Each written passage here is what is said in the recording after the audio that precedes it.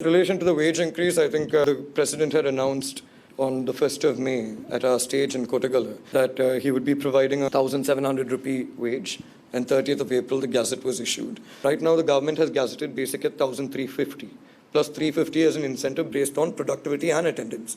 On the 15th, the final gazette will be issued. If the companies do not come up with a proposal where the basic starts from 1,350 and the 350 rupees can be incentivized in whatever way that may be fit between the unions and the companies. But however, I would like to also bring something to light here. What is happening in the tea estates is not union issues.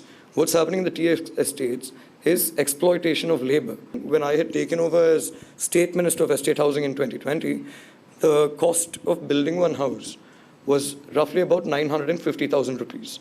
And then when I took over as Cabinet Minister of Water Supply and Estate Housing in 2023, the cost of building that very same house was 3.2 million. When the price of a house is 3.2 million rupees, keep in mind that the Ministry of Estate Infrastructure as a whole gets a complete budget of 4 billion rupees. Out of 4 billion rupees, 500 million rupees is given for housing. 100 million is given for livelihood. So this is my argument being within the government, because I've always mentioned that there is a Ministry of Health, there is a Ministry of Education, there is a Ministry for Transport, for highways. All these ministries should invest capital in the plantation. It is not only the job of the Ministry of Estate Infrastructure to do this. We're grateful to President Ranil Wickremesinghe for creating a committee on reintegration of the upcountry community.